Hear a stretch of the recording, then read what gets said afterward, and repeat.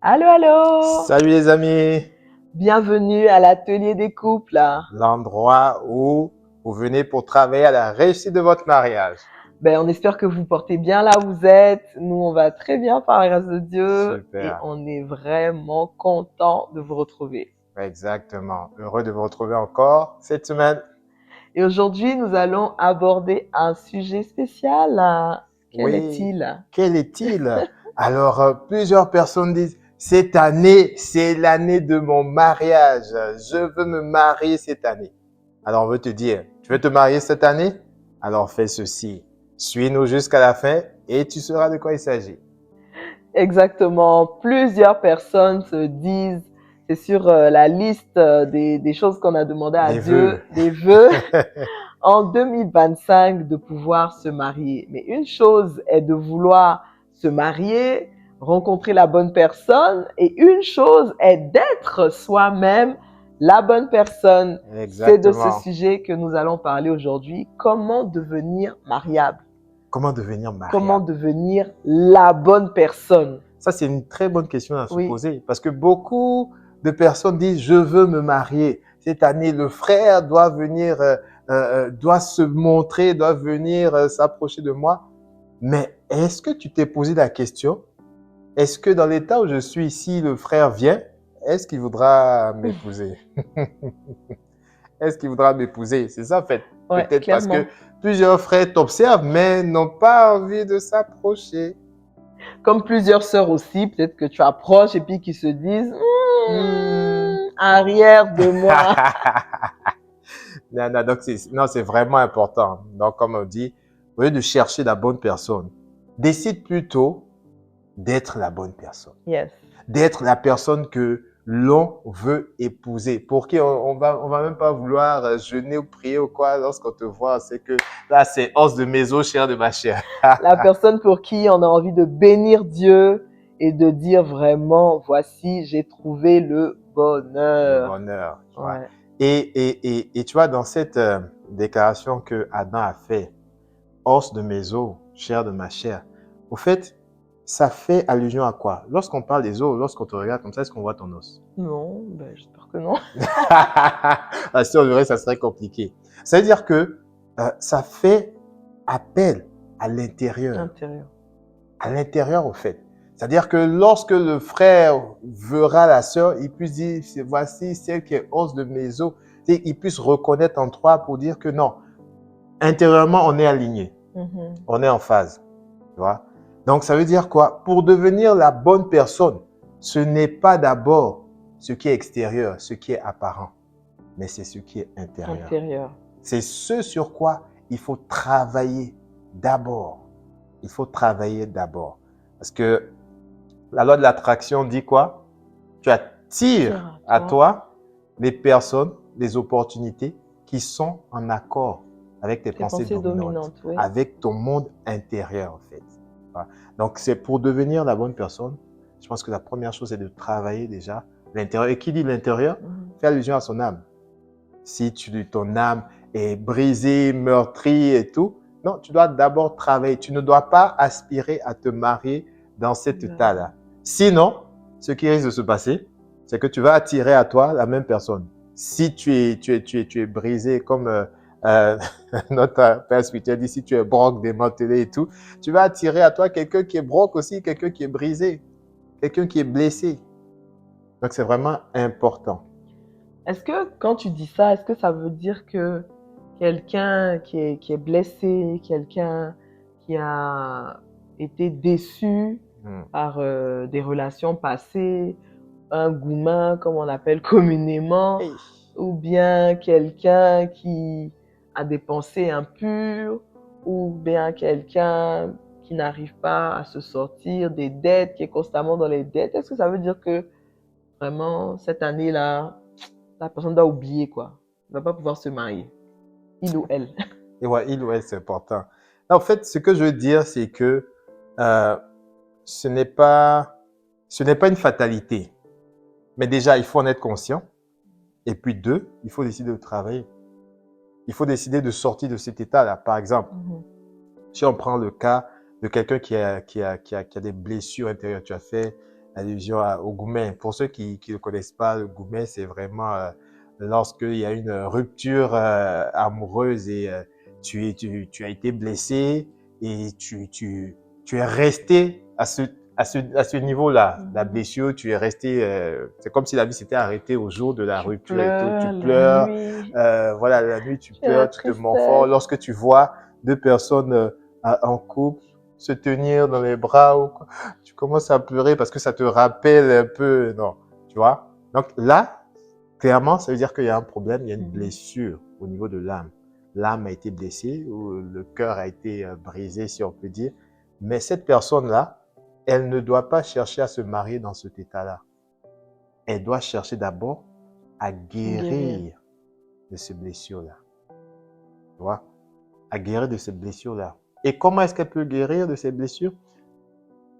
Tu veux savoir? T'es sûr que tu veux savoir? Si tu veux savoir, mets un like. En fait, Jésus a dit quoi? Que lui, il est venu pour guérir ceux qui ont le cœur brisé. En d'autres termes, lui, il est le spécialiste, le docteur spécialiste en guérison des cœurs brisés. Donc, si tu te retrouves dans cet état-là, il faut que tu puisses sincèrement, honnêtement, aller vers Jésus pour dire, Seigneur, voilà, je suis blessé, je n'arrive pas, hein? Tout ce que tu veux, tu peux pleurer devant lui. Lui, il est patient, il va prendre le temps de t'écouter et surtout, il a la capacité de te guérir, il a la capacité de te transformer, de faire de toi une nouvelle personne.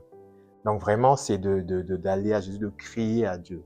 C'est pas vraiment aller dire, Seigneur Jésus, tu sais, j'ai été blessé et puis bon, voilà, guéris-moi. Il peut le faire. Mais si tu vois que c'est encore là, tu dois vraiment crier à Dieu. Tu lui dis, Seigneur, ne me laisse pas dans cet état. Ne me laisse pas. Guéris-moi de cette blessure-là. Guéris-moi de cette blessure-là. Sors-moi de cette situation. Je dois aller de l'avant. Vraiment, c'est vraiment soupirer après Dieu. Soupirer, demander à ce qu'il te guérisse. Et ce qui est important, c'est que tu ne dois pas, quand tu vas devant Dieu, tu ne dois pas demander le mariage, non. Non, non, non, non, non, non, non. Tu dois soupirer après lui. Yes. Non seulement parce que c'est lui qui peut te guérir, mais c'est également lui qui a créé le mariage. Tu vois? Et lui peut te donner le mariage. Ça serait une erreur d'aspirer plus au mariage qu'à celui qui a créé le mariage. C'est comme si tu aspirais au don plus qu'au donateur.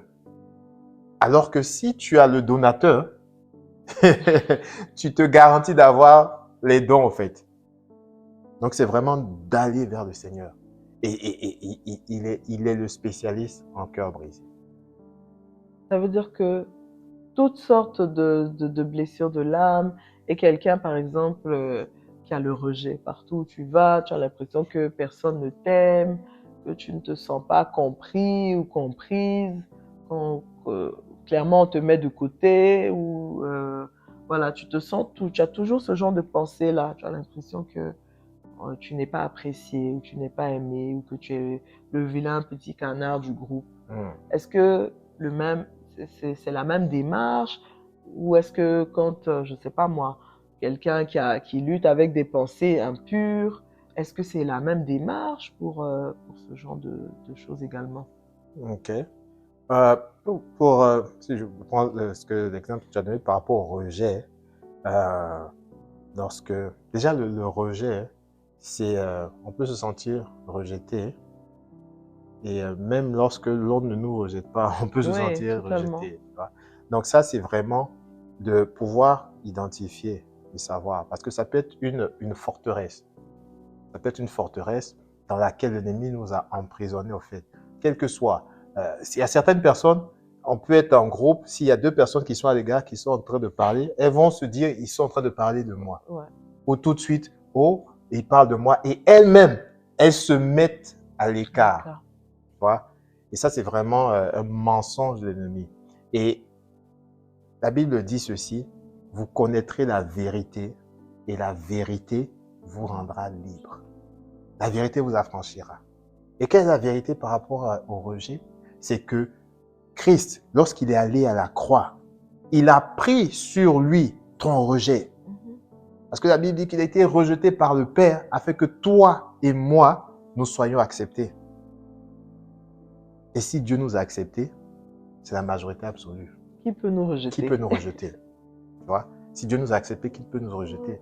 Donc, c'est vraiment la clé à ce niveau-là, c'est vraiment de méditer la parole. De la méditer jusqu'à ce qu'elle s'imprime sur les tablettes de nos cœurs. Et je te donne, ça c'est une clé pour tout. Quel que soit le challenge que tu as, va dans la parole. Cherche ce que la Bible dit par rapport à ça. Médite là-dessus.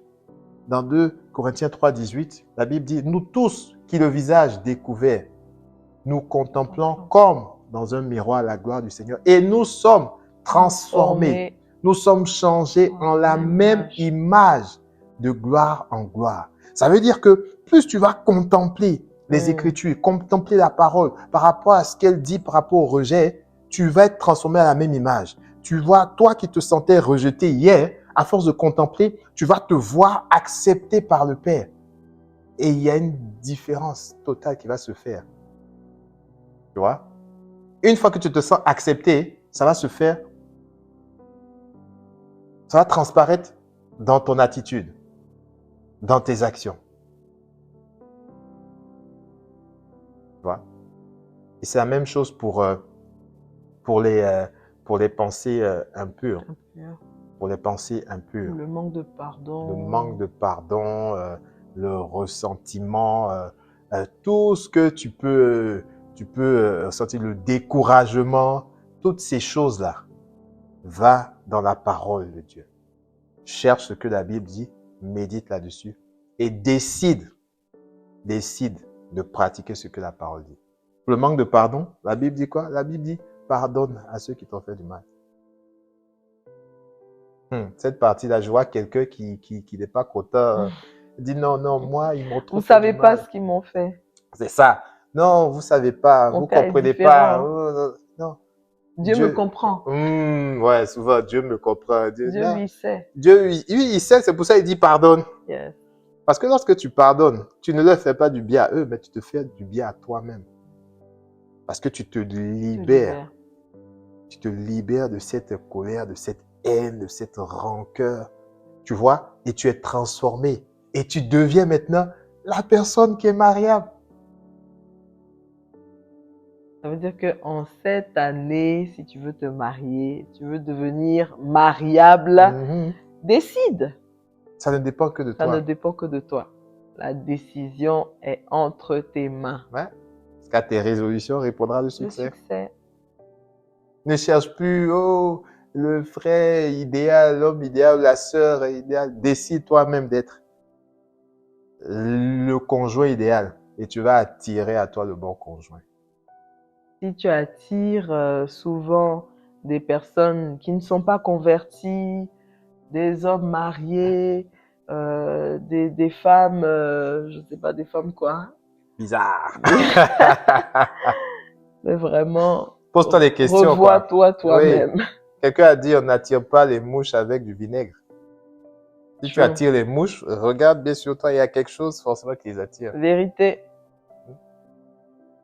Donc, en fait, le point ici, c'est de ne pas toujours pointer les autres du doigt. Le problème, ça vient des autres, ça vient de lui. Non, toi-même, arrête-toi un moment et puis dis, bon, est-ce que le problème ne vient pas un peu de moi? Attends que je check un peu pour voir pourquoi il y a autant de mouches qui me suivent. Donc, c'est vraiment faire un travail, s'arrêter, faire ce travail d'introspection-là. Introspection et puis décider de travailler. Décider de travailler. Tu sais, une vérité, c'est que avant que tu te maries, tu dois travailler sur toi. Quand tu as rencontré le conjoint ou quoi, pendant les fiançailles, il va falloir travailler. Une fois dans le mariage, il va falloir travailler. Donc, en fait, c'est quelque chose de tous les jours. Le travail ne s'arrête pas. En tout cas, si tu veux réussir ton mariage, en fait, C'est On ne peut ça. pas s'arrêter de Et travailler. avant de rentrer quand même dans le mariage, il faut avoir quand même une base. Mm. Faut pas rentrer vraiment disloqué, comme tu disais tout à l'heure, broke. Mm. Faut vraiment avoir une base. Et puis maintenant, ça continue, ça continue, ça continue. Parce que c'est de gloire en gloire que nous Ouais. allons. Ouais. Et je dirais même que le gros du travail doit se faire avant de rentrer. C'est Ah comme ouais. quand tu veux construire une maison, hein. Mhm. Tu poses d'abord les fondements. Les bons fondements. Parce que si tu poses pas les bons fondements, là, ça sera compliqué. L'édifice va se renverser. Donc, c'est pour ça que c'est important de travailler. Donc, si tu veux te marier cette année, comme tu as écrit sur ta liste de vœux là, cette année, décide de toi d'être la bonne personne. Décide de travailler sur toi. Tu vois? C'est vraiment important. Alors qu'on disait ça, ça me faisait penser à un édifice. Je ne sais pas si tu te souviens. Une fois, on avait un édifice proche de là où on vivait, il y a un certain Oh, temps. oui, Et c'était un édifice d'à peu près 4 étages. 4 étages. Mais qui était sorti de terre Oui, très rapidement. très rapidement. Et cet édifice-là, un jour, il s'est écroulé, mais je vous dis, c'était vraiment à vue d'œil. Hein. Mais On était là. on et passait, c'est comme si il devant s'est nous, littéralement, on a il s'est vu écroulé. le bâtiment s'écrouler. Et c'était Oui, impressionnant. et en faisant des enquêtes plus tard, il a été relevé que justement l'édifice avait été bâti tellement rapidement que On n'a pas les pris le temps de fondations poser n'étaient pas les solides. Les fondements. Ouais. fondements ne pouvaient pas accueillir en réalité Supporter, ouais, un bâtiment de de cette 4 hauteur. étages. Ouais. Donc, c'est pour dire que prends le temps de poser les bons fondements. Parce que j'imagine, je me mets à la place de cette personne qui a mis autant d'argent, Investi tant de investi moyens et tant de d'efforts, moyens, et tout tout cela s'est qui envolé tombe en quelques minutes. oui, Quelques minutes, qui c'était tombe comme parti. ça, c'est que des larmes, que des pleurs, que des grincements de dents. Mais c'est ce qui arrive lorsqu'on ne prend pas le temps qu'il faut pour travailler dès le départ. Et s'il avait pris le temps qu'il fallait pour poser les bons fondements, il n'aurait pas perdu tout cet investissement-là. Et lorsque tu t'engages dans une relation, c'est un investissement de temps. Oui. C'est un investissement de temps. Et donc, tu ne veux pas passer 1 an ou 2 ans en relation pour au final que ça se termine en queue de poisson, quoi. Non. Donc, c'est important de prendre le temps de travailler. Travailler, regarde à l'intérieur de toi-même. Qu'est-ce qu'il y a encore? Comment est-ce que tu réagis lorsqu'on te fait des remarques? Comment est-ce que tu réagis dans ton environnement? Qu'est-ce qui te fait pleurer? Pourquoi est-ce que tu pleures sur certaines choses, quand on te parle de certaines choses? Comment est-ce que tu te sens? Et vraiment, prends le temps de travailler les fondations, de travailler les fondements. Et aussi, tu n'es pas seul. Nous sommes là pour t'accompagner. Si tu as besoin d'accompagnement, tu peux nous envoyer un email à l'atelierdescouples@gmail.com et nous ferons un plaisir de t'accompagner. Ou tu peux nous laisser en commentaire également ton email et nous serons heureux de rentrer en contact avec toi. Exactement. Et comme on a dit, pour attirer la bonne personne, il faut devenir soi-même la bonne personne. Et à cet instant-là, je vais donner l'opportunité à quelqu'un qui n'a pas accepté le Seigneur Jésus de pouvoir le faire. Parce que tout commence par là. Car il est écrit dans 2 Corinthiens 5, 17, si quelqu'un est en Christ, lorsque tu acceptes le Seigneur Jésus-Christ, tu deviens une nouvelle créature. Et les choses anciennes sont passées, toutes choses deviennent nouvelles. Et à cet instant précis, on veut te donner cette opportunité-là, de faire en sorte que toutes choses deviennent nouvelles, que ton passé, que tout ce que tu as pu vivre dans le passé, les abus, les erreurs, tout ça soit balayé et qu'une nouvelle page blanche soit ouverte afin que tu puisses vivre cette nouvelle vie, cette qualité de vie que le Seigneur en réserve pour toi. Donc, si tu ne connais pas, tu n'as pas encore accepté le Seigneur Jésus, je t'invite. C'est aussi simple que de faire cette petite prière. On va juste incliner la tête et je demandais à Michel si tu viens prier pour nos bien-aimés qui nous regardent. Amen. Seigneur Jésus, je te demande pardon pour mes péchés, pour ma vie passée. Aujourd'hui, Seigneur, je reviens à toi. Je reconnais que tu es le Seigneur et le Sauveur de ma vie. Je reconnais que tu es allé à la croix et que tu es mort, ressuscité pour moi. Je confesse de ma bouche et je crois dans mon cœur que tu es celui-là même qui a payé le prix afin que je sois sauvé. Je t'accepte dans ma vie, viens dans ma vie, transforme ma vie, change-moi et je reconnais que assurément ma vie ne sera plus jamais la même. Je te dis merci, que ton nom soit loué, que ton nom soit magnifié. Au nom de Jésus, nous avons prié. Amen. Amen, amen, amen, amen, amen, Bravo, amen. bravo à Alors, toi qui as vous fait cette tous qui avez prière. fait cette prière, c'est le meilleur choix que Yes. vous avez pu faire dans votre vie. Et je vous dis dès à présent, votre vie ne sera plus jamais la même. Yes. Et dès cet instant, vous êtes une nouvelle création. Peut-être que vous ne savez pas ce qui va se passer, mais envoyez-nous un mail ou un message à l'adresse qui était donnée, l'atelier-des-couples@gmail.com, en mettant le mot salut, et nous nous ferons le plaisir de vous accompagner, de vous expliquer ce qui s'est passé, de vous prendre par la main afin que vous aussi, vous puissiez vivre cette qualité de vie-là. En tout cas, nous sommes reconnaissants, nous sommes très contents et nous disons merci au Seigneur pour ce qu'il a fait. Nous croyons que plusieurs personnes sont revenues à lui et que des vies ont été transformées. Alors, d'ici là, nous vous disons merci. À très bientôt pour une prochaine vidéo et que le Seigneur vous bénisse. À bientôt. Prenez soin de vous.